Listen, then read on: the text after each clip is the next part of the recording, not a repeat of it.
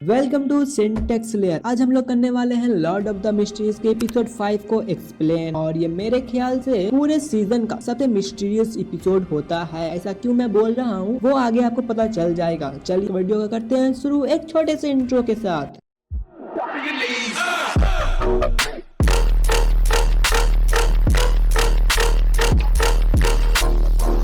Episode की शुरुआत में हम लोग को एक थिएटर दिखाया जाता है जहां परफॉर्मेंस चल रही होती है। अल्फा अल्फा ट्रेजेडी के बारे में बताया जाता है, जिसमें अल्फा अल्फा एक शिप का नाम होता है और उसमें अचानक सभी लोग एक दूसरे को मारने लगते हैं। लेकिन फिर एंट्री होती है हमारे हीरो की, जिसने बाकी के लोगों को बचा लिया और इसका नाम ट्रिस होता है। जैसे ही ट्रिस स्टेज पे आता है तो सभी लोग चिल्लाने लगते हैं और तालियां बजाने लगते हैं। फिर हम लोग देखते हैं कि ऑडियंस में क्लाइन और डन भी आए हुए रहते हैं, जिसमें डन बताता है हेडक्वार्टर ने एंटीगोनस नोटबुक को बैकलैंड पहुंचाने के लिए कुछ लोग भेजे थे, जिसमें से डेली भी साथ में गई है। जिसमें हम लोग को पता चलता है कि डन पिछले फाइट से अभी तक ठीक नहीं हुआ है। फिर क्लाइन बोलता है, कहते हैं ट्रू क्रिएटर एक बुराई है जिसे अरोरा ऑर्डर के संगठन लोग पूजते हैं और आपने जैसा बताया वो बिल्कुल वैसा ही है, पर कुछ खास अंतर है। अगर विंसेंट सपने में नहीं मरता तो हम लोग और जान सकते थे। फिर इसके बाद हम लोग एक हफ्ते पीछे चलते हैं और देखते हैं जब डिविनेशन क्लब में क्लाइंट की फर्स्ट कस्टमर आती है और इसका नाम एन होता है, जिसमें वो बताती है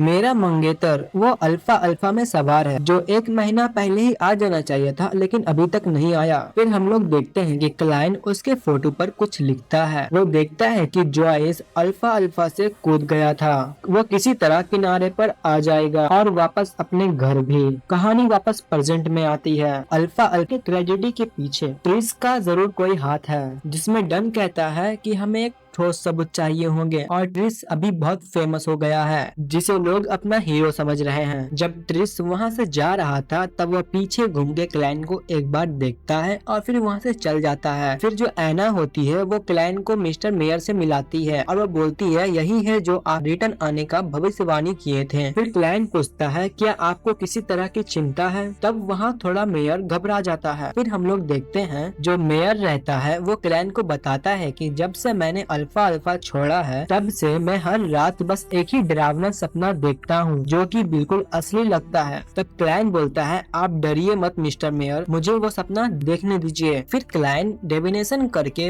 मिस्टर मेयर के सपने में जाता है। जब क्लाइन वो शिप में आता है तब वो देखता है कि शिप में चारों तरफ आग लगी हुई रहती है और एक बंदा एक बच्चे को शिप से नीचे फेंक देता है और वो खुद कूदने वाला रहता है। तब उसे आके मिस्टर मेयर पकड़ लेते हैं। जोइस उस आदमी से पूछना चाहता था कि वो ऐसा क्यों कर रहे हैं, वो सबको क्यों मार रहे हैं। तब क्लाइन के पीछे ट्रिस खड़ा हुआ रहता है और जैसे ही क्लाइन ट्रिस को देखने के लिए पीछे मुड़ता है वैसे ही वो दूसरी जगह पहुंच जाता है। वो अपने आस पास देखता है तो वहाँ सब कुछ टूटा हुआ रहता है और बहुत बड़े बड़े माउंटेन भी रहते हैं। तभी क्लाइन को हॉर्नेसेस और फ्लेगर की आवाज आने लगती है। तभी उसे एक बहुत बड़ा सिंहासन दिखाई देता है और सिंहासन के पीछे से कुछ निकल रहा था। तभी क्लाइन जाग जाता है और वो बोलता है कि फिर से हॉर्नेसेस और फ्लेगरा की आवाज आ रही है, मैं कुछ कर नहीं पा रहा हूँ। क्या ये कोई बुरी शक्ति का जादू तो नहीं? वो महल हो सकता है कि उस महल में मेरे लिए कोई सुराग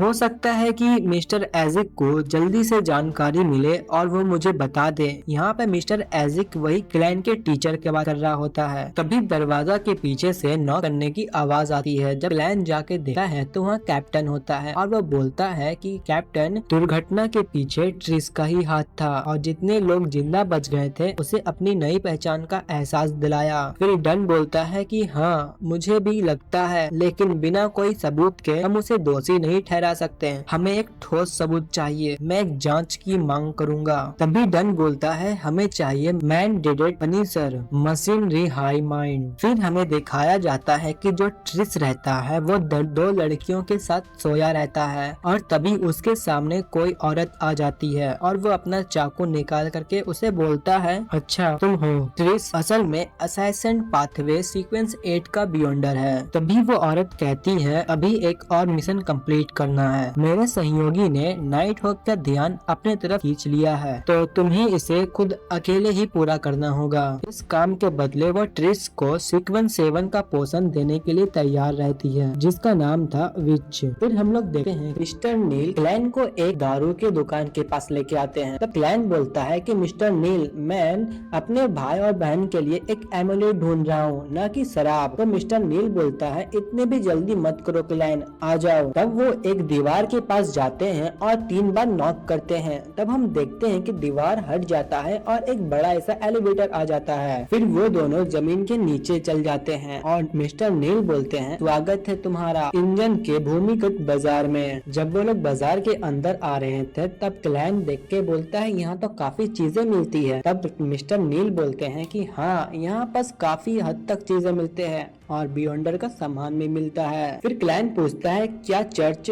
भूमिगत बाजार को चलने देते हैं? वो बोलते हैं, हाँ, चर्च ऑफ थॉम के प्रीसर्स ने हमेशा इन चीजों को अनदेखा किया है। फिर एक आदमी क्लैन के पास दौड़ के आता है और वह बोलता है कि मौत की दुर्गंध आ रही है। फिर उसकी आंखों से खून निकलने लगता है। फिर नील बोलता है, यहाँ से चलो, ये इन लोगों का रोज का है। फिर क्लैन अपने स्पिरिट विजन ऑन करके देखता है कि यहाँ पास अधिक ताबीज रहते हैं। तभी क्लैन एक ताबीज को उठाता है। तब वो शॉपकीपर को बताता है कि यह बादशाह रोजेल की लिखी हुई ताबीज है। तभी क्लैन उसे रोकते हुए कहता है, अच्छा, लेकिन मुझे नहीं चाहिए। फिर क्लैन की नजर ट्रिस पर जाती है। वो भी वहाँ पास आया था और क्लैन और ओल्ड नील ट्रिस का पीछा करने लगते हैं। तब हम देखते हैं कि ट्रिस एक दुकान में जाता है और वो बोलता है कि आपके पास शैडो लिजार्ड है? क्लैन ही सिर्फ अकेला ट्रिस का पीछा नहीं कर रहा था, एक पुलिस वाला भी ट्रिस का पीछा कर रहा था। ये जानने के बाद ट्रिस वहाँ से भागने लगता है। तभी पनिशर उस पर गोली चलाने लगते हैं। ट्रिस वहाँ से भाग करके निकलने की कोशिश कर रहा था कि उसकी टोपी उड़ करके क्लैन के हाथ में चल जाती है और ट्रिस के हाथ में गोली लग जाती है, लेकिन फिर भी ट्रिस यहाँ से भाग निकलता है। फिर क्लैन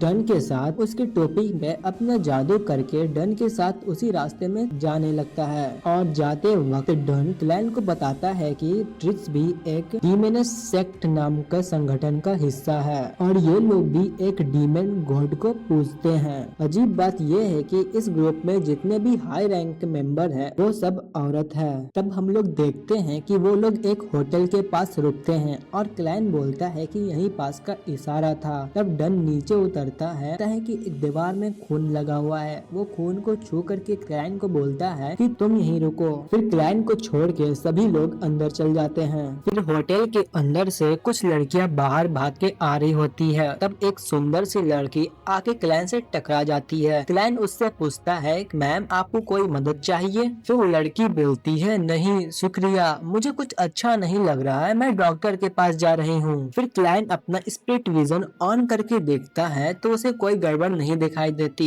फिर डन खिड़की खोल करके क्लैन को बोलता है, वो यहाँ नहीं है। उन्होंने कई दिनों तक तलाश की लेकिन ट्रिस का कोई अता पता नहीं चला। फिर इस केस को बंद कर दिया गया। कहानी कुछ समय फिर आगे जाती है। क्लैन कैप्टन के रूम में रहता है और कैप्टन बोलते हैं कि तुम एक परमानेंट बियॉन्डर बन चुके हो, अब तुम्हारी सैलरी पर वीक £1 हो गई थी। और वो हफ्ते में एक बार डिविनेशन क्लब जाता है जिससे उसका पोषण जल्दी डाइजेस्ट हो रहा था और वो हर मंडे ग्रे फॉग की दुनिया में जाता था, लेकिन उसे अभी तक ग्रे फॉग की दुनिया को अच्छे से कंट्रोल करने का रास्ता नहीं मिला और वो अपने भाई बहन दोनों को एक एक ताबीज दे देता है ताकि वो लोग किसी भी बुरी शक्ति या जादू से सुरक्षित रहें। क्लाइन ने अपने हैंड कॉम्बैट क्लासेस भी चालू कर दिए थे जिसे करने से उसे अपने मिलिट्री के दिनों की याद आ गई थी। फिर हम देखते हैं कि लेनर्ड क्लाइन के पास आता है और वो बताता है कि पिछले 2 हफ्तों में काफी ज्यादा डेथ हो रही थी। आमतौर से मरने वालों की संख्या 5 गुना से बढ़ गई थी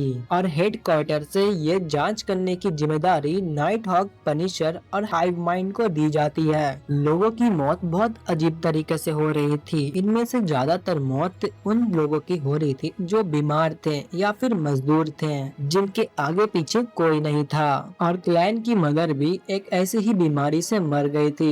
इसके बाद क्लैन के बड़े भाई बेंसन ने मजदूरी करके क्लैन और उसकी बहन को पाला था। फिर क्लैन अपने मैजिक से पता लगाता है कि इन सब डेथ के पीछे एक लड़की का हाथ है और कहीं न कहीं डन को यह शक था कि ट्रिस एक लड़की बियॉन्डर के साथ मिल करके ये सब काम कर रहा है। तभी क्लैन को कुछ पता चलता है। लेनर्ड बोलता है, तुम्हें भी पता चल गया ना, तो बताओगे नहीं? तभी वो बोलता है कि कैप्टन, हमें कुछ पता चला है। फिर क्लैन क्लाइन लेनेट की तरफ देख करके बोलता है ये बंदा हमेशा ऐसा ही करता है। फिर क्लाइन बताता है कि बियॉन्डर की दखल हो या ना हो, मरने वाले की मौत आई थी, किसी ने उन्हें बेवक्त मौत दी, मतलब कि वो उनका लाइफ टाइम चुराना चाहते थे। तभी लेनेट बोलता है वो चुराए हुए लाइफ टाइम से किसी बुरी शक्ति या डेवल को बुलाना चाहते हैं या फिर इस दुनिया को महाविनाश का श्राप देना चाहते हैं और इसी कारण डिमेनस सेट नजर में आ रहे हैं। और वो क्लैन को बोलता है कि तुम में कुछ समझ तो है, खैर छोड़ो, अगर हम दोनों साथ रहें तो भाग्य का चक्कर जरूर घूमना शुरू कर देगा। फिर क्लैन उसे बोलता है बेशर्म। लेनेट बोलता है जब तक तुम नाइट हॉक के लिए खतरा नहीं बनते हो तब तक के लिए तुम मुझे दोस्त समझ सकते हो। फिर डन बताता है कि वो लोग लाइफ हेफ नाम का रिचुअल कर रहे हैं, हमें जल्दी उनके लाइफ फिल्टर को ढूंढ करके उन्हें खत्म करना होगा। फिर क्लाइन अपनी मैजिक यूज करता है, उस जगह का पता लगा लेता है। फिर देखते हैं कि वो लोग उस जगह पर पहुंच जाते हैं। जब वो लोग यहाँ आए थे तब वहाँ की लड़की बियॉन्डर जो थी उसे पता चल गया था। वो अपने आप को गायब करके फ्लाई के पास जा करके उसे पीछे से चाकू मार देती है, लेकिन वो तो सपने के अंदर थी जो कि डन उसे दिखा रहा था। जब लेनेट उस पे हमला करने जा रहा था तब वो अपना हाथ काट करके उसके सपने से बाहर आ जाती है। डन क्लाइन को बोलता है कि तुम इस लड़ाई से दूर रहना। क्लाइन सोचता है कि ये तीनों मिल करके एक लड़की को नहीं संभाल पा रहे, मतलब कि ये लड़की सच में ताकतवर होगी, ये हो सकती है सीक्वेंस 7 की बियॉन्डर। फिर हम लोग देखते हैं कि वो लड़की घर के अंदर जा करके डीमन से प्रे करने लगती है और घर से बहुत सारे आत्मा या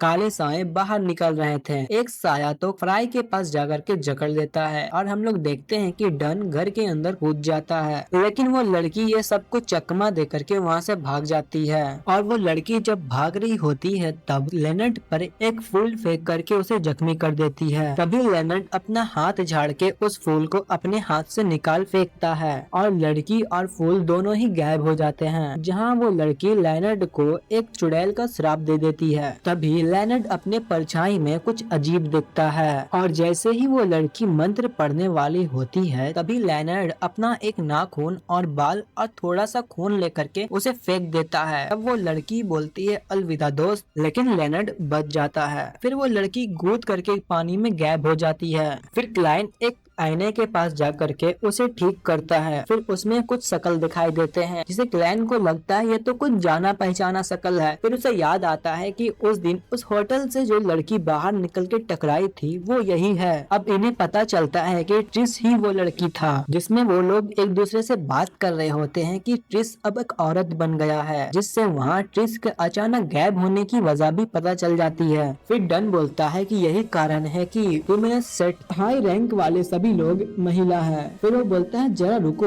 इसका मतलब हुआ कि जो डिमेनस सेट में सभी हाई रैंकर महिला है वो पहले लड़का थी। फिर हम लोग एक ट्रेन को देखते हैं जहाँ की एक खूबसूरत सी लड़की आगे जा रही थी और यहाँ पे हमें पता चलता है कि वो ट्रिस ही है जिसका नाम अब ट्रिस ही होगा और सभी मर्द उस लड़की को ढूंढे जा रहे थे। फिर वो अपने मुंह में सिगरेट डालती है तब हम देखते हैं कि सारे मर्द उसके पास माचिस लेके आ जाते हैं। शायद ट्रिस को लड़की बनने के बाद भी इतना बुरा नहीं लग रहा था और इसी के साथ ये एपिसोड खत्म हो जाता है। चलिए तो फिर मिलते हैं हम लोग द लेडी में, मतलब कि लॉर्ड ऑफ द मिस्ट का नेक्स्ट एपिसोड का नाम ही द लेडी है। चलिए तो फिर जल्द मिलते हैं, तब तक के लिए सायोनारा।